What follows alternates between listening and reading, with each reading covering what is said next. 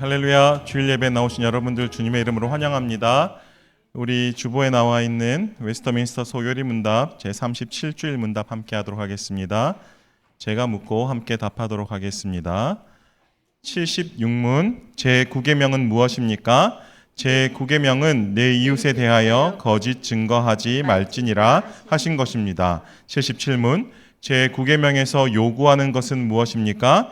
제9계명이 요구하는 것은 사람과 사람 사이의 진실함과 또 우리 자신과 우리 이웃의 명예를 보존하며 증진시키라는 것인데 특히 증언할 때에 그렇게 해야 합니다.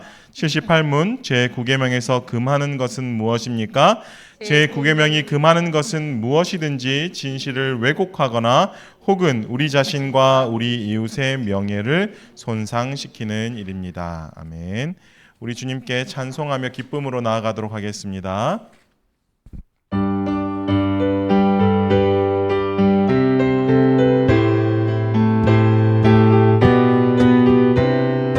내가 늘 의지하는 예수, 내가 늘 의지하는 예수, 나의 상처 입은 심령을 불쌍하게 여기사 위로하여 주시니 기쁘신 나의 좋은 친구, 내가 의지하는 예수, 나의 사모하는 친구, 나의 기도 들으사 응답하여 주시니 기쁘신 나의 좋은 친구, 주의 손 의지하고 살 때 나를 해할 자가 주님 나의 마음을 크게 위로하시니 기쁘신 나의 좋은 친구, 내가 의지하는 예수, 나의 사모하는 친구, 나의 기도 들으사 응답하여 주시니 기쁘신 나의 좋은 친구, 이곳 천국에 올라가서 모든 성도들과 다 함께 우리들을 구하신 주를 찬양하리라. 기쁘신 나의 좋은 친구, 내가 의지하는 예수, 나의 사모하는 친구, 나의 기도 들으사 응답하여 주시니 기쁘신 나의 좋은 내 영혼의 햇빛이니, 내 영혼의 햇빛이니 주 영광 찬란해. 이 세상 어떤 빛보다 의미 더 빛나네. 주의 영광 빛난 광채 내게 비춰주시옵소서. 밝은 얼굴 배울 때 나의 영혼이 봄날 되어서, 내 영혼의 봄날 되어서 주 함께 하실 때 그 평화 내게 이끌고 주 은혜 꽃피네. 주의 영광 빛난 광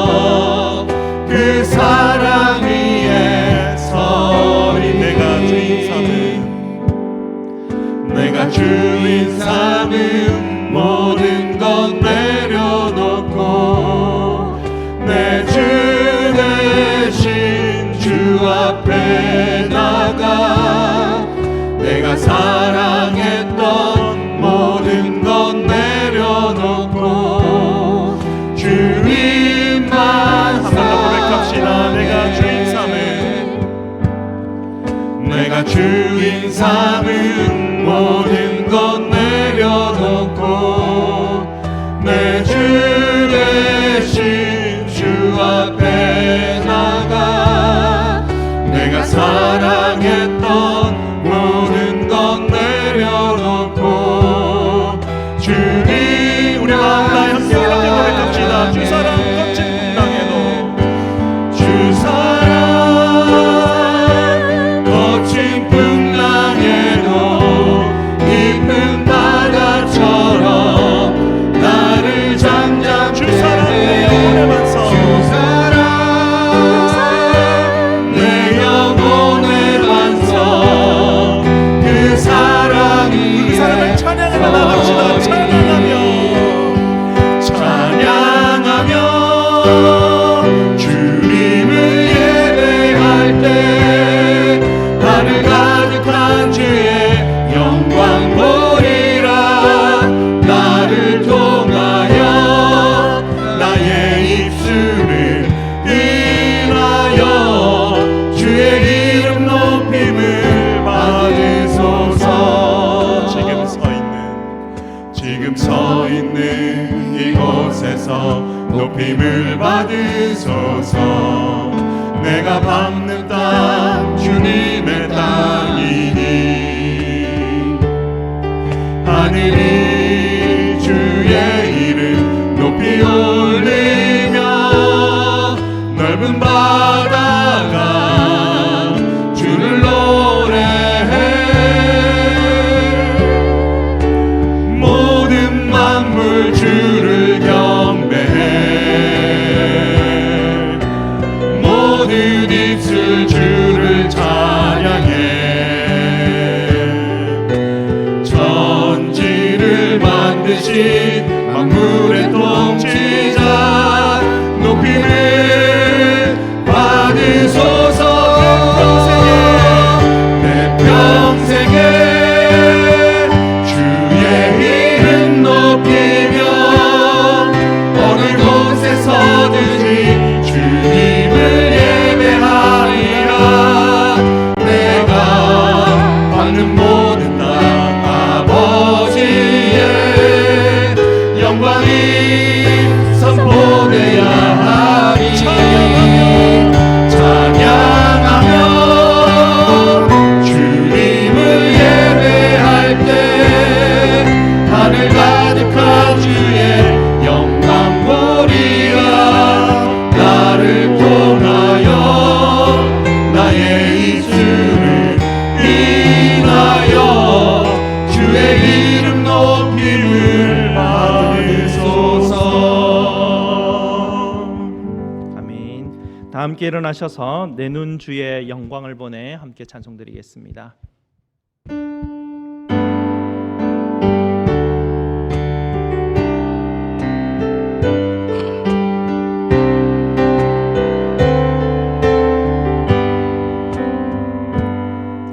내 눈 주의 영광을 보내 우리 가운데 계신 주님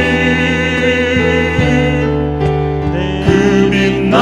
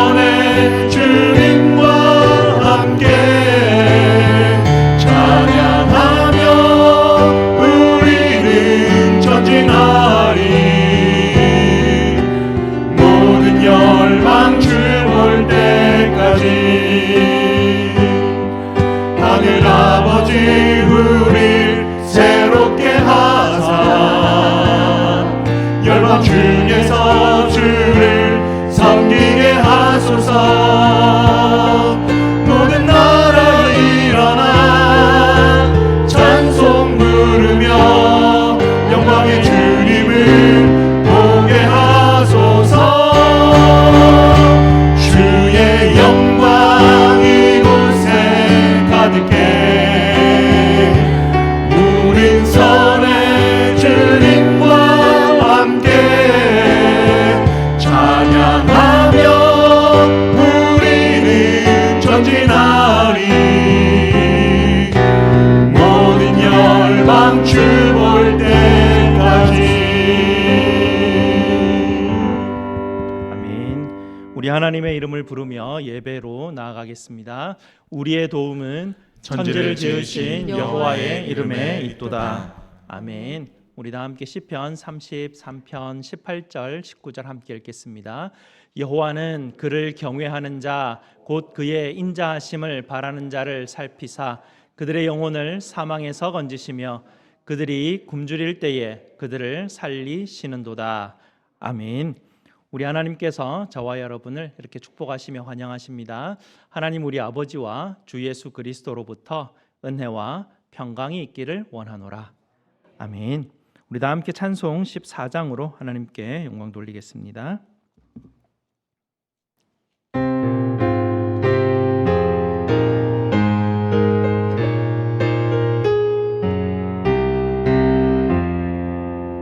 주의 하나님 하늘에 계시니 온전한 만민 주 앞에 찬송하네.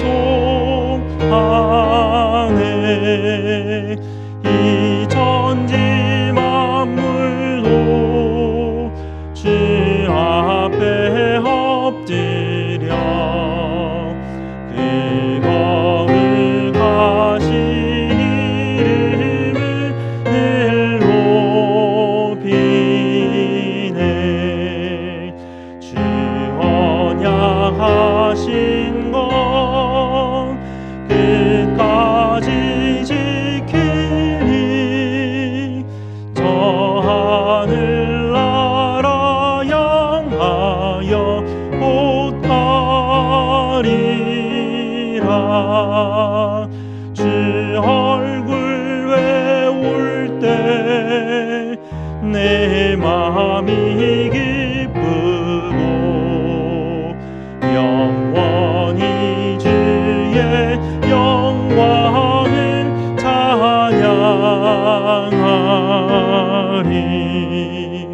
왕의 왕 되신 주 하늘에 계시니 이 세상 죄악 이기신 구주 예수. 저 정군 천사들 주 홍위하고서 우성도 함께 영원히 늘 섬기네.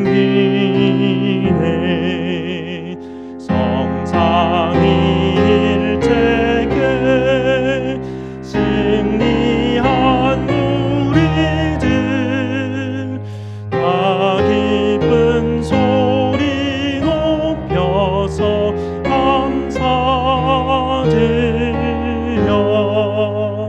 창조주 하나님 내 주님 되시니 주 앞에 나도 엎드려 경배하네.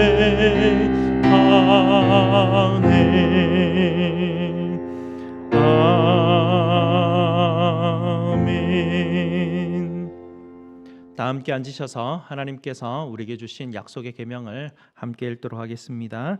하나님이 이 모든 말씀으로 말씀하여 이르시되 나는 너를 애굽 땅 종되었던 집에서 인도하여는 네 하나님 여호와니라. 제 1은 너는 나 외에는 다른 신들을 네게 두지 말라. 제2는 너를 위하여 새긴 우상을 만들지 말고 또 위로 하늘에 있는 것이나 아래로 땅에 있는 것이나 땅 아래 물속에 있는 것의 어떤 형상도 만들지 말며 그것들에게 절하지 말며 그것들을 섬기지 말라. 제3은 너는 네 하나님 여호와의 이름을 망령되게 부르지 말라. 제4는 안식일을 기억하여 거룩하게 지키라. 제5는 네 부모를 공경하라. 제6은 살인하지 말라. 제7은 간음하지 말라. 제8은 도둑질하지 말라. 제9는 내 이웃에 대하여 거짓 증거하지 말라. 제10은 내 이웃의 집을 탐내지 말라. 약속의 계명에 비추어서 우리의 죄됨을 십자가 앞에 하려는 시간 갖겠습니다.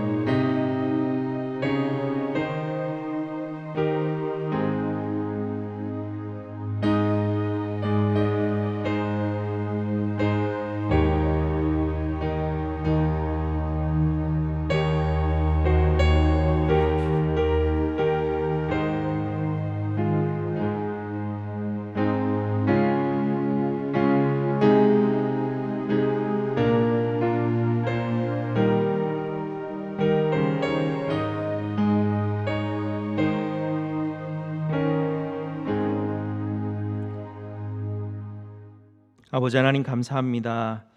아버지 하나님을 배반하여 에덴에서 쫓겨났지만 저에게 은혜를 베푸셔서 예수님의 십자가의 구원 사역으로 저희를 다시 한번 하나님 앞으로 가까이 불러주시니 감사를 드립니다.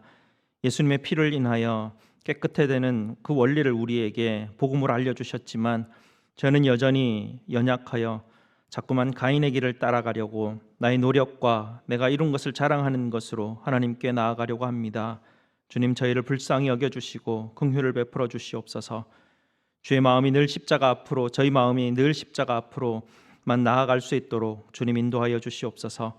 십자가에 들리신 주님과 함께 우리가 못 박혔음을 알게 하여 주시고 예수님과 함께 낮아지고 예수님을 인하여 영광 받도록 주님 인도하여 주시옵소서. 오늘도 온전히 하나님의 은혜만을 간절히 바라고 바라옵나니 아버지의 얼굴의 빛을 우리에게 비추어 주셔서 저희에게 은혜와 평강이 가득하게 하여 주시옵소서. 우리 구주 예수 그리스도 이름으로 기도드리옵나이다. 아멘. 우리 구주 예수님께서 저와 여러분에게 느헤미야 9장 17절 말씀으로 우리에게 복음의 확신을 주십니다. 그러나 주께서는 용서하시는 하나님이시라. 은혜로우시며 긍휼히 여기시며 더디 노하시며 인자가 풍부하심으로 그들을 버리지 아니하셨나이다. 아멘. 이 복음의 말씀을 믿으심으로 기쁨으로 계속해서 예배드리시겠습니다. 김종훈 장로님 예배 위에서 인도해 주시겠습니다.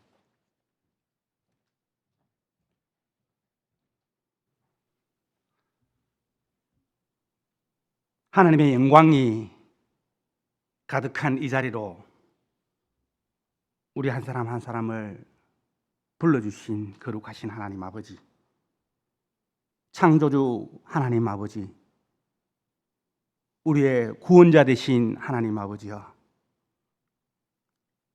우리의 진정한 힘이 되신 하나님 아버지여, 그 하나님께서 이 아침에 우리를 향하여 베푸신 그 만극하신 은혜를 생각하며 감사를 드립니다.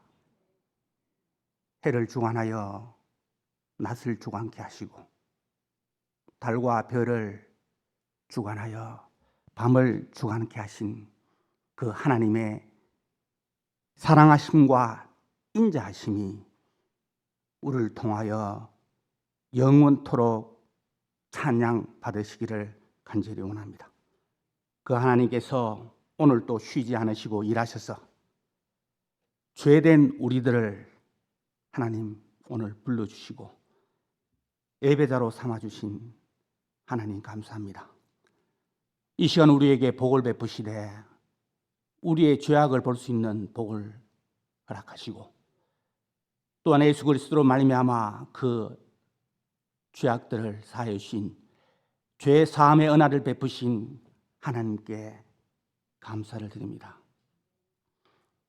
오늘 이 시간 예배를 통하여 그 하나님이 진정한 우리의 왕이시며 나의 주인 되심을 확인케 하시고 자격 없고 볼 것 없는 우리 한 사람 한 사람이 그 하나님의 자녀된 이 특권을 누리고 있음을 다시 한번 깨닫게 하소서. 세상의 그 무엇이 아니라 하나님께서 허락하신 여기에 감사와 찬송이 있게 하시옵소서. 하나님께서 허락하신 이 고귀한 것들 다시 한번 우리의 마음다짐으로 세상과 바꾸지 아니하는 믿음 허락해 주시기를 간절히 소원합니다. 형을 피하여 집을 떠나 돌베개에 베고 잠을 잘 때에 찾아오셔서 야곱을 만나주신 하나님, 모세에게 떨기나무 불꽃으로 찾아오셔서 음성을 들려주신 하나님,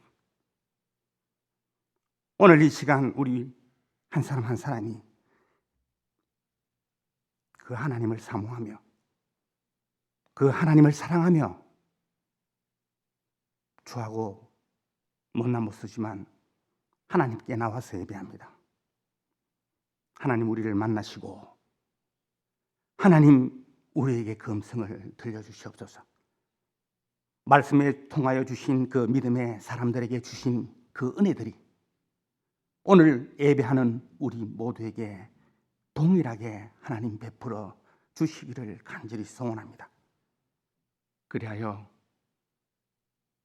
하나님 우리 한 사람 한 사람에게 주신 사명과 우리 교회에게 허락하신 그 사명, 나를 위하여 죽으신 그 예수 그리스도, 나를 위하여 부활하신 그 예수님, 그로 말미암아 우리에게 허락된 이 고귀한 것, 하나님 다시 한번 이 시간 깨닫고 얼마나 소중한 것인지를 확인하는 복된 시간이 되기를 하나님 간절히 소원합니다.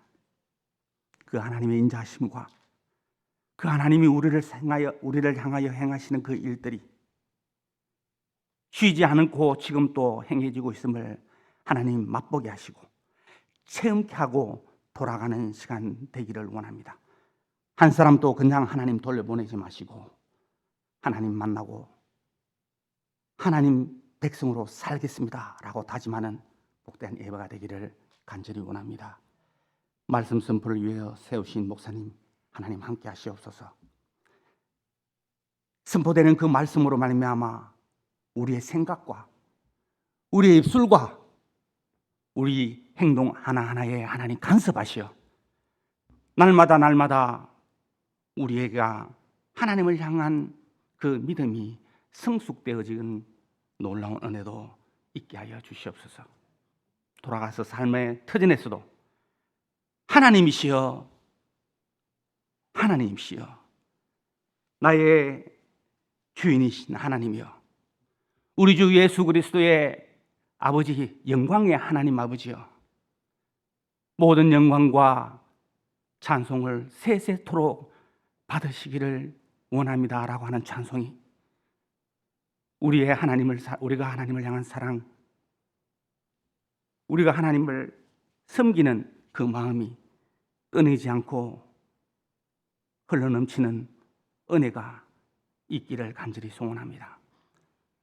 떨어져 있는 가족과 자녀들에게도 하나님 동일한 은혜 베푸시고 특히 우리 자라는 우리 자녀들에게 하나님 지금 어디에 있든지 예배대로 삼으시고 하나님 말씀으로 양육하셔서 이 땅뿐만 아니라 하나님께 기쁨이 되는 귀한 우리 자녀들로 삼아주시기를 간절히 소원하오며 예수님의 이름으로 기도합니다.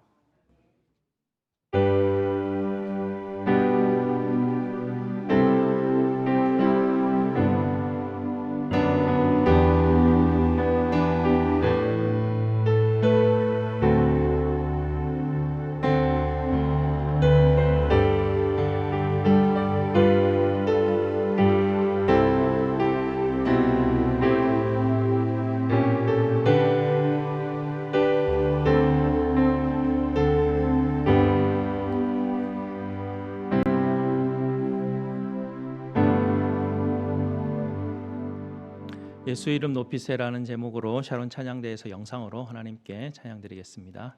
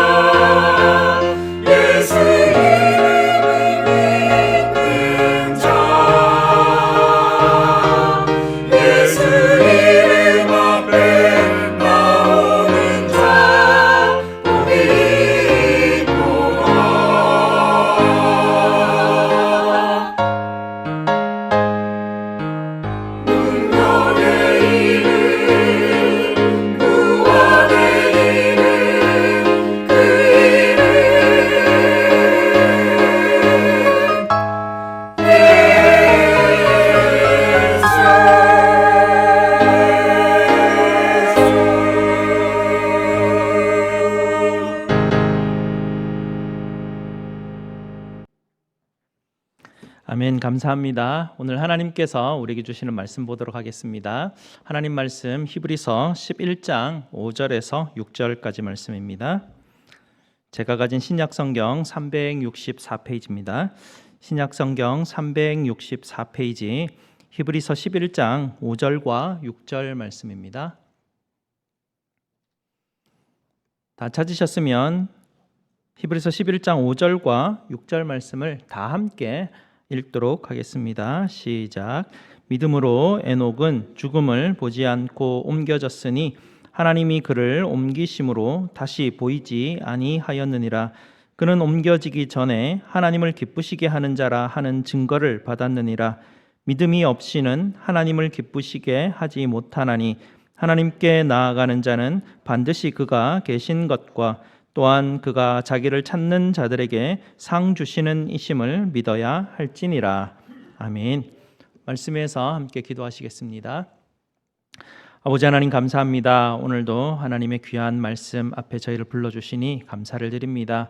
우리의 마음의 눈과 귀를 열게 하시고 말씀 받게 하시고 믿음의 사람들의 삶들을 우리가 바라보며 하나님 우리도 따라갈 수 있도록 주께서 역사하여 주시옵소서. 예수 그리스도 이름으로 기도드리옵나이다. 아멘. 지난주에는 아벨과 가인을 비교하면서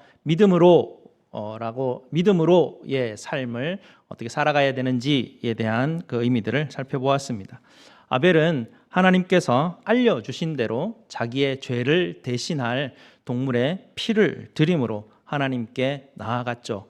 반대로 가인은 자기가 열심히 농사 지은 것으로 하나님께 나아간 것입니다. 이 두 사람은 너무나 큰 차이점을 가지고 있죠. 아벨은 십자가에 달리신 예수 그리스도의 피 흘리심으로만 하나님께 나아갈 수 있다는 그 신앙으로 하나님께 나간 것입니다. 그 반대로 가인은 자기의 열심과 노력으로 자랑으로 하나님께 나갈 수 있다라는 그런 생각을 가졌었죠. 이 두 사람의 믿음의 차이는 너무나 컸었고요. 심지어 그들의 후손들에게 이 믿음은 더 큰 영향력을 발휘하면서 더 크게 벌어지게 됩니다. 아벨의 뒤를 잇는 사람에 대해서 오늘 우리가 살펴보게 될 텐데요. 오늘 우리가 읽었듯이 에녹이라는 사람이 나옵니다. 에녹에 대해서는 성경에 많이 언급되어 있지 않고요. 딱 세 군데서 언급이 되는데 히브리서 11장에 있는 이 부분과 유다서의 또 두 절과 또 창세기 5장의 여러 구절들을 통해서 에녹이라는 사람의 이름을 언급하게 되는데요. 유다서 말씀 먼저 한번 찾아봤으면 좋겠습니다. 유다서 1장 14절 말씀인데요. 앞에 화면을 보시면 유다서는 계시록 바로 앞에 있습니다. 유다서 1장 14절 보면 아담의 7대 손 에녹이라고 이렇게 소개하고 있죠. 아담의 7대 손으로 에녹을 소개합니다. 이 7대 손이라고 대수를 카운트해서 소개하는 거 보니 무슨 의미가 있지 않겠습니까? 창세기 4장과 5장을 나중에 한번 우리가 가볼 텐데요. 거기 가게 되면 창세기 4장에 보시게 되면 가인의 족보가 나옵니다. 그리고 이어서 창세기 5장에 보면 아담의 족보가 나오게 되는데요. 이 족보들을 자세히 살펴보게 되면 왜 유다가 7대 손을 언급하고 있는지를 볼 수가 있습니다. 아담이 나오죠. 아담이 나오는데 두 아들이 나옵니다. 아벨의 라인이 있고 가인의 라인이 있습니다. 아담이 1대라고 하면 저렇게 아벨이 2대고요. 아벨 다음에 셋을 하면 3대가 되고요. 저렇게 해서 에녹까지 가게 되면 7대가 됩니다. 가인을 통해서도 7대까지 가게 되면 라멕이라는 사람이 등장하게 되는데요. 가인의 후손인 라멕은 창세기 4장에 보면 그 당시 사람들 중에 가장 극악했던 사람이다라고 이렇게 소개를 합니다. 어떤 한 소년이 이 라멕을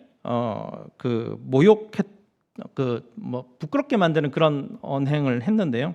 모욕했다는 이유로 한 소년을 죽였다라는 내용이 자랑하듯이 나오는 그런 부분이 있습니다. 최초의 사진자 가인보다 70배나 더 악했다라고 창세기 4장에는 라멕이라는 사람을 소개하고 있죠. 라멕은 부패한 인간의 대표격이었습니다. 반대로 에녹은 믿음의 삶을 살아가는 사람의 대표격이었죠.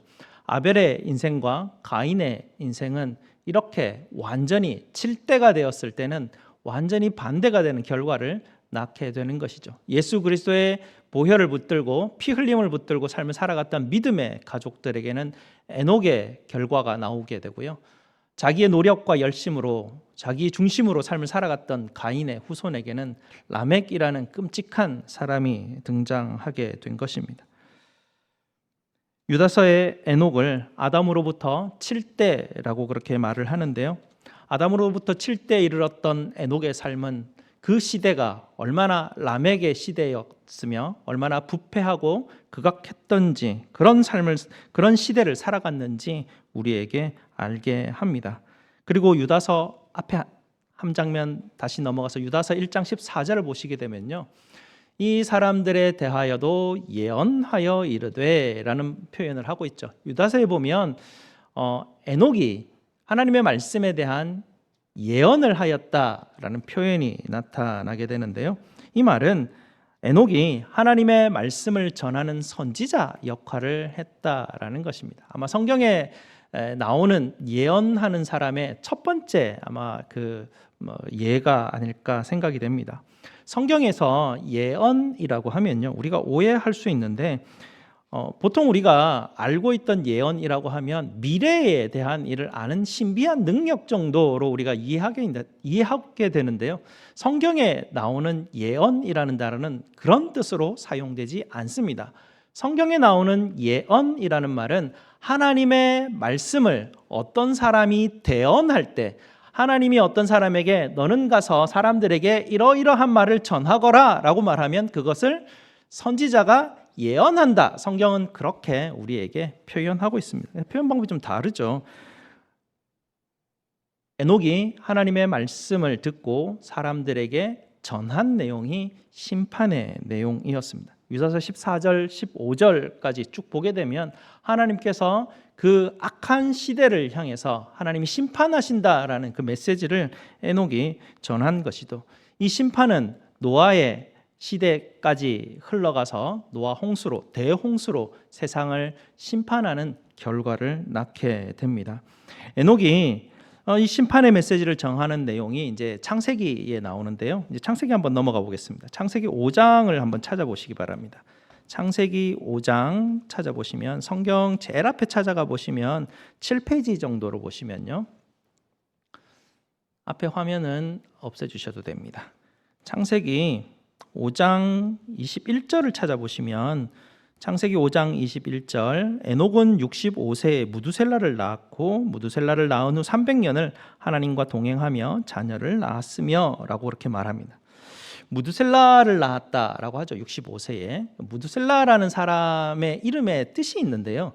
이 이름의 뜻을 살펴보면 신적인 남자 이런 그 직역을 하면 그런 뜻이 되는데 하나님의 뜻을 드러내는 사람이라는 그런 이름의 뜻을 가진 것이 무두셀라의 이름의 뜻이었습니다. 에녹은 그 아들의 이름을 통해서 하나님께서 자기에게 전하라 했던 그 심판의 메시지 그것을 그 아들의 이름에 넣어 놓았다라는 것을 추측할 수 있는데요. 아마도 이 무두셀라가 태어날 때쯤 하나님께서 에녹에게 세상을 심판하시겠다라는 말씀을 주시지 않았나 추측해 보게 됩니다. 그 아들의 이름을 하나님의 뜻을 드러내는 사람이라고 지은 것을 보면 그렇게 추측할 수 있던 것 같습니다. 성경에 나오는 여러 선지자들이 있는데요. 이 선지자들이 하나님의 말씀을 받고 난 이후에 자기 아이의 이름을 지을 때 하나님의 말씀의 그 뜻이 이루어질 것이다 라는 그 증거를 삼기 위해서 그 아이들의 이름에 하나님의 뜻을 담아 놓는 케이스들이 굉장히 많은데요. 아마도 에녹도 그렇게 하였을 것 같습니다. 이것은 단지 그냥 추측으로만 끝나는 것이 아니고요. 창세기를 조금 더 자세히 살펴보게 되면 하나님이 이런 뜻을 여기에다가 다 심어 놓았구나라는 것을 발견하게 되는데 창세기 5장 5절, 창세기 1장부터 쭉 보시게 되면 그런 나이들이 굉장히 많이 나오죠. 처음으로 나이들이 나오는데요. 창세기 5장 5절에 봐도 그는 930세를 살고 죽었더라. 아담이 930세를 살고 죽었더라. 이렇게 표현을 하죠. 엄청 오래 살았죠. 장수한 것 같습니다. 노아 이전의 시대의 사람들은 이렇게 살아간 것 같아요. 성경은 그렇게 기록하고 있는데요. 장수하는 사람들의 이야기를 여러분에 들려주기 위한 것이 목적이 아니고요. 아담의 족보를 보게 되면 이렇게 연대가 기록이 되어 있습니다. 어떤 사람은 아빠가 몇 살 때 이 사람이 태어나고 몇 살 때 죽게 되었다라는 것이 5장에 쭉 등장해서 나옵니다. 이를 계산해서 보면 아담 이후에 연도수가 쭉 나오게 되는데요. 그 표를 한번 띄워봐 주시겠습니까? 아담을 기준으로 해서 셋이 태어나게 되는데요. 아담이 130세 때 셋이 태어납니다. 그래서 아담을 기준으로 해서 130년에 셋이 태어나게 되죠. 그렇게 해서 그 다음 세대는 또 105세가 되니까 235년 그렇게 그 다음 때가 태어나게 됩니다. 그렇게 그 다음 때까지 태어나게 되는데요. 무두셀라까지 계산을 해보면 687년 정도로 계산을 할 수가 있습니다. 그러고 난 다음에 무두셀라가 몇 살에 죽냐면 969년에 죽게 됩니다. 그래서 무두셀라가 태어난 해가 687년이면 그가 죽은 해가 699세라서 나중에 계산을 해보면 무두셀라가 죽은 해가 1656년 정도 되는 것이죠. 그런데 특이한 점이 무엇이냐면 노아가 태어난 해가 있다는 것이죠. 노아는 제일 마지막에 10대 손 정도 되는데요. 노아가 태어나는 해는 1056년이라고 계산을 할 수가 있습니다. 5장을 계산해 보면 그렇게 나오게 되는데요. 나중에 창세기 9장 28절에 가보게 되면 노아의 600세 때 노아 홍수가 일어났다는 것을 알 수가 있습니다. 그래서 노아 홍수가 몇 년도에 일어났는가 계산을 해보면 무두셀라가 죽었던 1656년이라는 것을 발견할 수가 있죠. 지금 제가 이거 연도수 계산을 왜 하고 있죠? 무두셀라 이름에 대한 의미들, 에녹이 이 세상을 심판하시고자 하는데 하나님이 심판하시고자 하는 그 하나님의 뜻을 무두셀라의 이름에 넣어놨다라는 이야기를 하기 위해서 여러분에게 지금 연도수를 계산하게 되는데요. 에녹이 65세 때 이 무두셀라를 낳게 되죠. 하나님은 에녹에게 세상에 심판하시겠다라는 것을 알게 하시고요. 무두셀라는 에녹은 자기 아들의 이름을 하나님의 뜻을 전하는 자라고 그렇게 짓게 됩니다. 이 아들의 이름대로 하나님의 심판의 날이 행해지는 그날 그 아들은 죽게 되는 것이죠. 혹시 여러분 아시는 분은 아시겠지만 무두셀라라고 하면 우리가 기억하는 것은 성경에서 가장 오래 산 사람, 가장 장수한 사람이 무두셀라입니다. 무두셀라가 왜 굳이 장수했을까? 궁금하지 않으십니까? 하나님이 에녹에게 세상을 심판하시겠다 말씀해 주셨습니다. 그리고 그 아들의 이름에 그 뜻을 담아 주셨는데요. 하나님의 심판은 언제 올지 알 수는 없습니다. 다만 무두셀라가 살아있는 동안에는 하나님의 심판이 계속해서 미루어지고 있는 그런 상태이죠. 하나님의 심판이 미루어지고 또 미루어지고 미루어져서 무두셀라는 가장 오래 산 사람이 된 것입니다. 에녹이 처음 하나님의 심판을 받았을 때는 아까도 말씀드렸지만 라멕의 시대라고 말씀을 드렸죠. 이미 세상은 살인과 죄악으로 만연해 있고 아이들을 죽이는 것도 쉽게 일어나고 여성을 비하하고 학대하는 일이 쉽게 일어나며 사단을 숭배하는 죄악이 가득한 그런 세상을 살아갔죠. 그런 세상을 보시면서 하나님은 이 에녹에게 세상에 심판이 있게 하겠다라는 말씀을 세상 가운데 주십니다.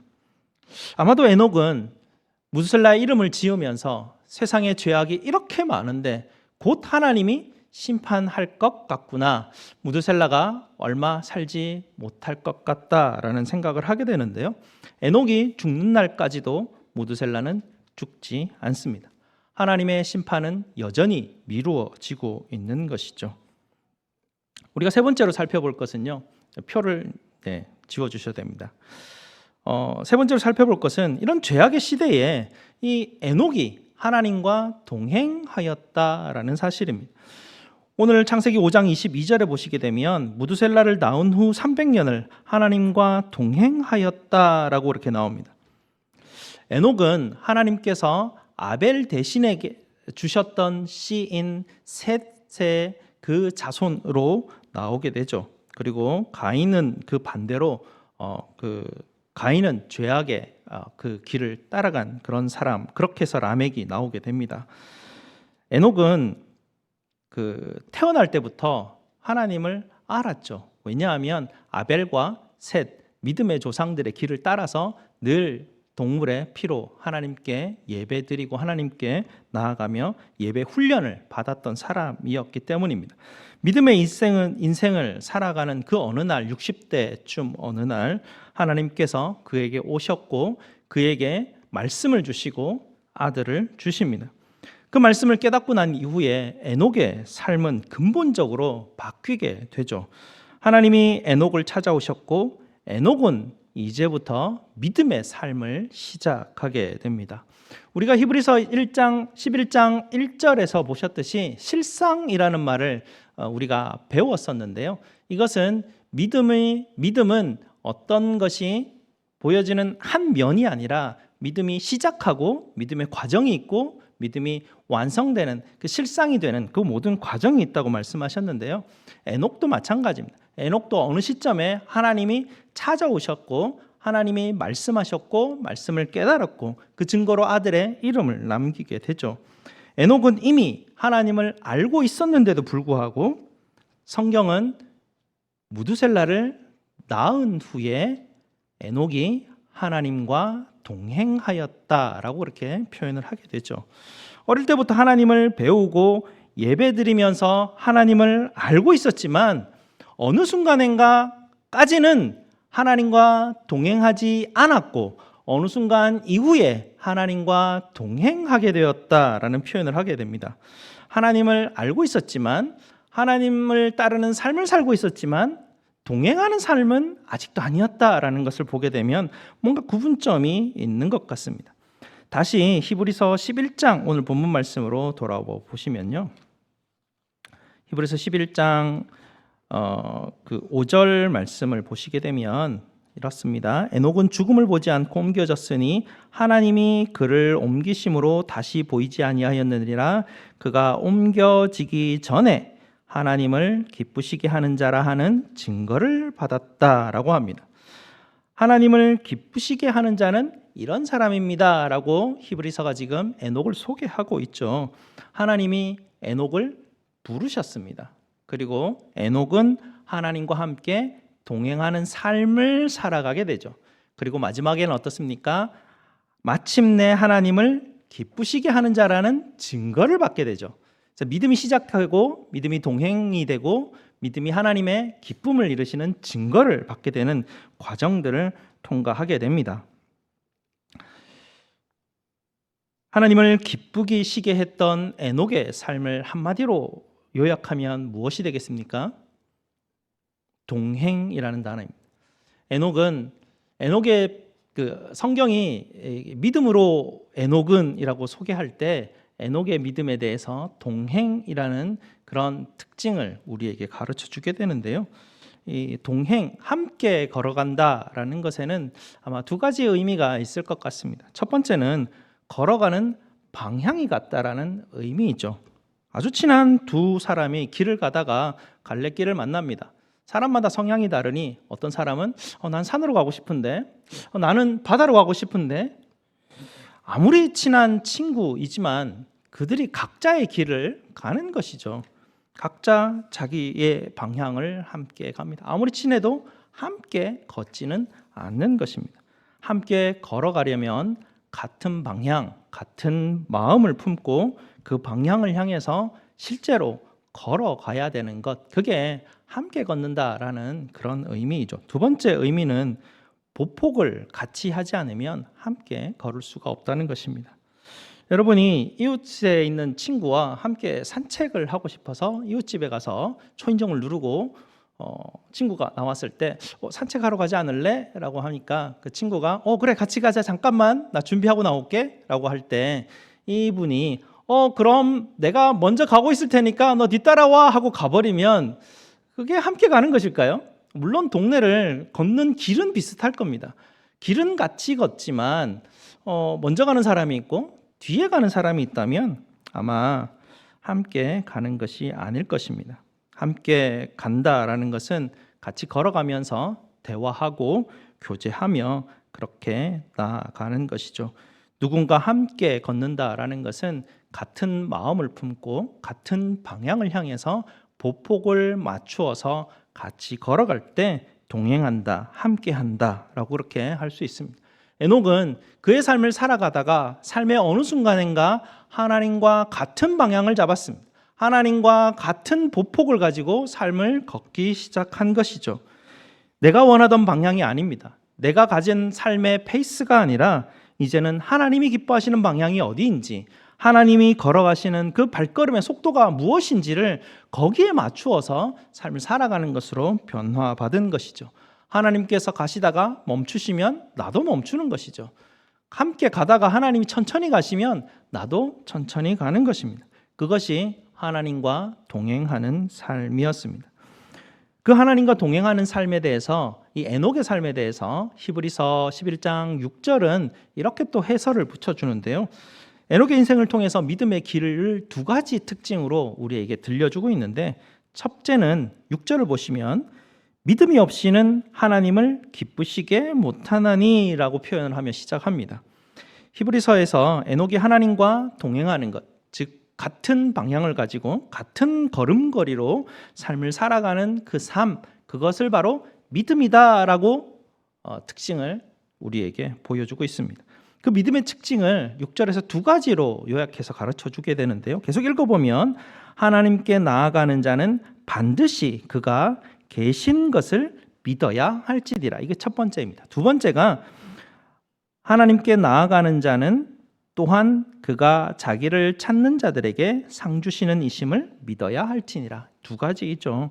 첫 번째 특징을 보게 되면요, 하나님이 계시는 것을, 반드시 그 하나님이 계시는 것을 믿는 것이 특징이라고 합니다. 하나님이 계시는가? 이게 굉장히 중요한 문제이지 않습니까? 어떻게 압니까? 하나님이 계시는지 내게 보여주면 내가 믿겠다, 이렇게 말을 하는데요. 전에도 말씀드렸지만 논리적으로 맞지 않는 일입니다. 시간과 공간을 우리가 보게 되죠. 시간과 공간은 우리가 볼 수 있는 그 한계가 있기는 하지만 너무 광활해서 잘 알지 못합니다. 150억 광년이라는 엄청난 시간의 흐름이 있고요. 엄청난 공간이라는 게 있습니다. 우리 눈에 보이죠. 우주를 보면, 하늘을 들어서 밤에 별을 보면 별이 보입니다. 그러나 그 끝이 150광년이라고 하는데 거기가 어디인지 아무도 가본 사람도 없고요. 그냥 물리적으로 계산하고 수학적으로 계산해서 그럴 것 같은 정도로 추측하고 예측하고 있는데, 그것이 어디인지 그 끝이 능히 알 길이 없습니다. 어찌 그것을 알 수 있을까요? 그 공간과 시간에 대해서 알 수 있는 길, 성경은 우리에게 그 알에 대해서 히브리서 11장 3절에 우리에게 가르쳐주고 있는데요. 그 아는 방법은 하나님이 만드신 이 우주 만물을 보라는 것이죠. 150억 광년에 대한 시간과 공간을 보라는 것입니다. 어떻게 안 믿을 수 있냐는 것이죠. 그것을 들어보게 되면 하나님의 모습이 영원분의 1 정도로 보일 수 있겠다라고 성경은 우리에게 가르쳐주고 있습니다. 교회를 다니면 하나님이 계신 것을 알 수 있을까요? 교회 다니는 사람들은 하나님이 계시는 것을 다 믿습니다. 믿지 않으면 예배에 나올 이유도 없죠. 하나님을 압니다. 그런데 에녹도 하나님을 알았죠. 그러나 조금 전에도 말씀드렸듯이 어느 순간에 에녹의 방향이 바뀝니다. 하나님이 가시는 그 방향으로 방향이 전환이 되고 하나님이 걸어가시는 페이스로 그 속도가 맞추어지게 되죠. 그래서 하나님을 단순히 알았던 것과 하나님과 같은 방향과 같은 페이스를 맞추는 것은 다른 이야기라는 것이죠. 그렇게 하나님과 동행하는 것입니다. 우리가 삶을 살아가다 보면 하나님이 계시는지 안 계시는지 어떨 때는 정말 의심이 될 때가 있습니다. 정말 하나님이 계실까? 그래서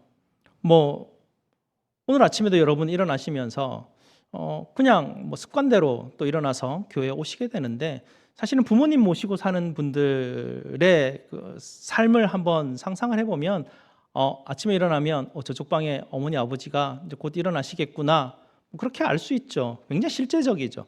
하나님이 함께 하신다라는 것은 내가 아침에 눈을 떴을 때 하나님이 저쪽 방에 계시겠구나, 그 정도가 아니라 하나님이 나와 함께 계시겠구나라는 것이 저쪽 방에 아버지가 계시는 것 이상으로 더 자연스럽게 인식되는 것이죠. 우리가 교회에 오는 것은 하나님을 예배하기 위해서 우리가 하나님께 나아오게 되죠. 우리가 성도들을 만나는 그 만남, 이곳에 오는 그 만남은 하나님을 만나고 나서야 그 목적이 다 이루어지게 되는 것입니다.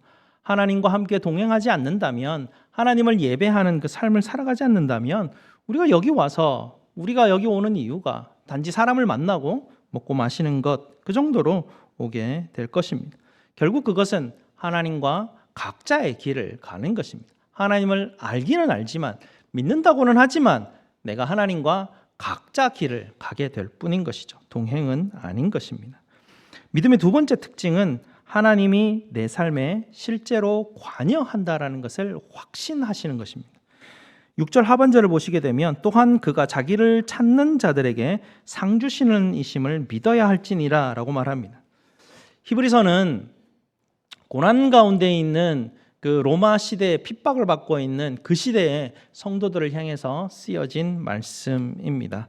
당시 성도들은 핍박으로 인해서 가난했고요, 순교당할 위험에 도사린 그런 시대였습니다. 이런 시대에 하나님이 살아계신다면 어떻게 나에게 이런 핍박과 고난을 주실까, 의문을 품을 수 있는 그런 시대였을 것입니다. 에녹의 삶도 사실은 다르지 않았습니다. 에녹이 살아가던 그 시대도 죄악의 시대였을 것이고요. 당시 심판에 하나님이 이 땅을 심판하실 것입니다. 여러분 그렇게 살아가다가 하나님이 심판하실 것입니다라는 그 경고의 말씀을 듣고 그것을 전하며 살아가는 것이죠. 우리도 마찬가지 아닙니까? 하나님이 심판하실 날이 오신다라는 것을 하나님은 우리에게 계속 말씀하십니다. 그것을 우리가 늘 기억하고 삶을 살아가야 되는 것이죠.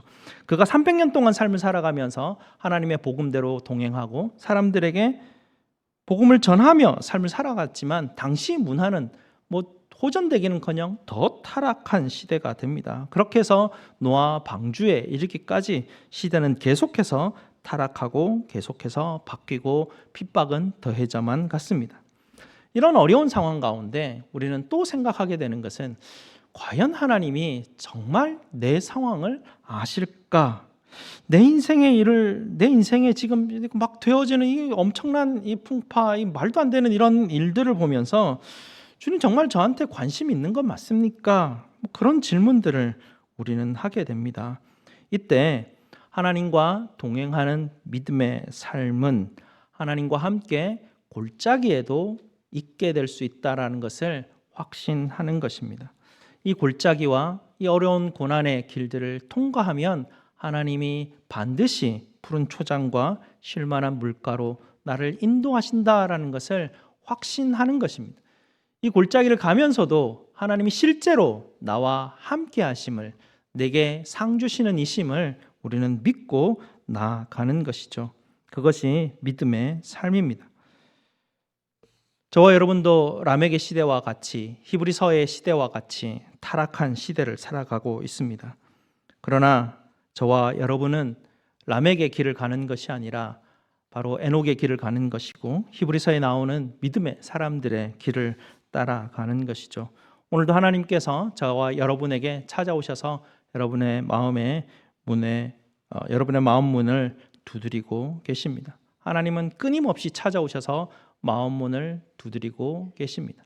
에녹이 언제 답했는지 60여 세 근방에서 답을 한 것 같은데, 여러분은 언제 답하실지 하나님이 기다리고 계십니다. 하나님은 나를 언제 부르실까가 아니라 끊임없이 부르고 계십니다. 답을 언제 할까의 문제이죠. 내가 언제 하나님 앞에 반응하는가에 따라서 믿음은 시작이 됩니다. 교회를 아무리 오래 다녀도 믿음이 시작이 되지 않은 분도 있을 수 있고요, 믿음이 교회를 다닌 지 얼마 되지 않아도 믿음은 다니자마자 시작하시는 그런 분도 있을 것입니다. 믿음의 시작과 교회를 다니는 것은 동일하지 않습니다. 에녹이 그의 삶을 살아가다 60여 세 근방에 하나님과 동행하는 삶이 시작이 되고 믿음이 시작이 되는 것이죠. 우리의 영혼이 너무나 죄악되고 연약하고 어두워서 하나님이 부르시는 그 소리를 듣지 못할 수가 있습니다. 그래서 교회에 나와서 말씀을 듣는 것이죠. 하나님께 여러분의 마음을 열고 하나님께 귀를 기울여 보십시오. 하나님 계속 부르신다고 하는데 저 안 들리는데요? 하나님 매번 부르신다고 하시는데 저는 잘 모르겠는데요? 하나님 들어야 뭐가 시작이 된다는데 하나님 들려야 뭘 하지요? 관심이 있어야 됩니다. 열망이 있어야 됩니다. 그 열망을 가지고 하나님 앞에 기도해야 됩니다. 목사가 말씀에 성령의 은사를 입어가지고 믿으시기 바랍니다 이러면 여러분들한테 성령이 확 들어갑니까? 제가 여러분에게는 말씀 전하고 말씀을 풀어서 하나님의 말씀을 전할 뿐인데 여러분을 이끌어가는 분은 목사가 아니라 하나님이십니다. 하나님 앞에 물어야 됩니다. 답해주는 분이 하나님이십니다. 저한테 물어봐야 제가 답할 길이 어디 있습니까? 여러분 인생에 하나님을 만나고자 하는 열망을 가지고 하나님 앞에 두드려야 됩니다. 하나님 어제도 와서 분명히 내 마음 문을 두드리셨을 텐데 못 들었는데요.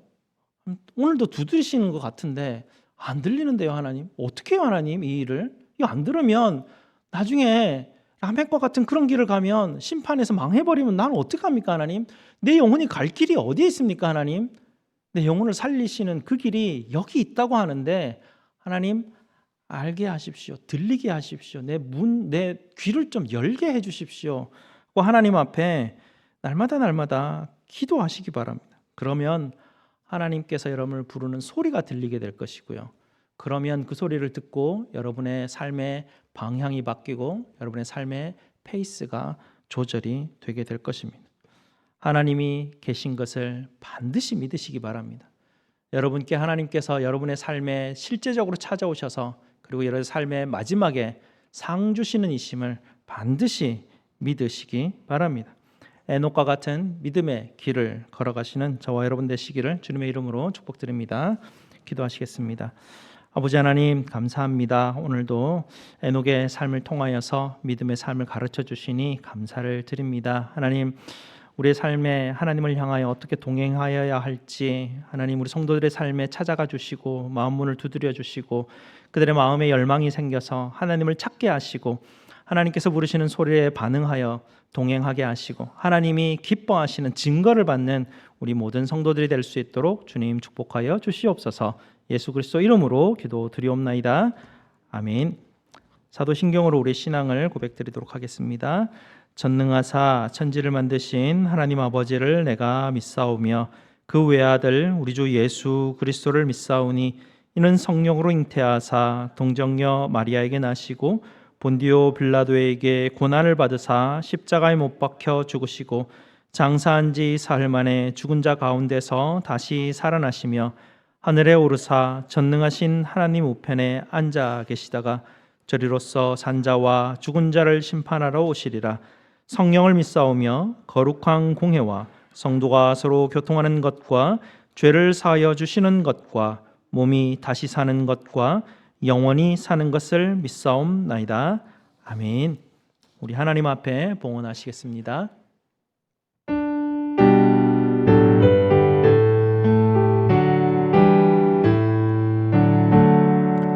오 하나님 우리의 창조주시니 내 주님께 귀한 것 드립니다.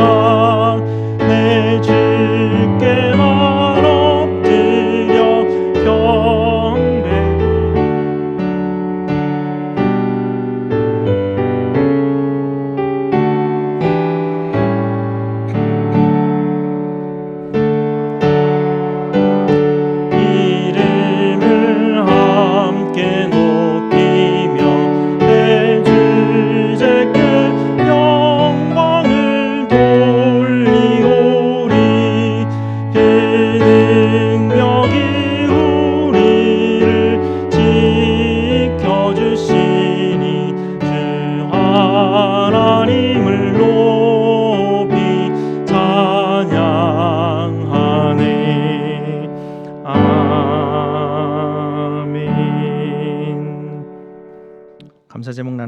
하나님의 은혜 감사합니다. 범사에 감사드립니다. 네, 범사에 감사드립니다. 우리 하나님 앞에 감사기도 드리도록 하겠습니다. 아버지 하나님 감사합니다. 우리 인생을 살아가다 보면 우리 보기에는 하나님이 함께하지 않는 것 같지만 하나님께서 변함없이 우리에게 찾아오시고 또 우리를 인도하여 주시고 가장 좋은 것을 준비해 주시고 그 가장 좋은 길로 인도해 주시는 그 하나님이심을 신뢰합니다. 오늘도 주님의 말씀의 명령을 우리 심령 가운데 깊이 새기게 하시고 그 말씀 따라 살아갈 수 있도록 주님 도와주시옵소서. 이 은혜에 감사하여 아버지 하나님께 구별하여 예물로 드립니다. 10의 1과 감사와 성교와 주정헌금으로 하나님 앞에 드리오니 드리는 자들의 마음 중심을 살피시고 저들의 손길을 받아 주시옵소서. 드려지는 예물 주의 나라를 위해 사용될 때 하나님의 영광만 드러낼 수 있도록 도우시옵소서. 이 한 주간도 우리 성도들에게 주님의 평강과 은혜를 부어주실 줄 믿사오며 예수 그리스도 이름으로 기도드리옵나이다.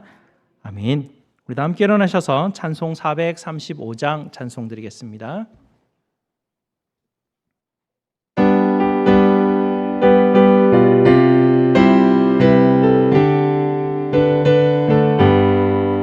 나의 영원하신 기여 생명보다 귀하다.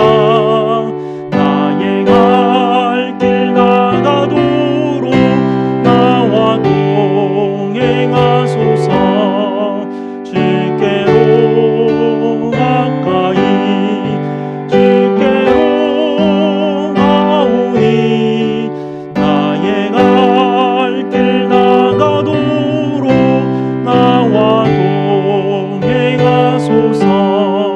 세상 누비 아니함과 모든 명예 버리고 험한 길을 가는 동안 나와 동행하소서.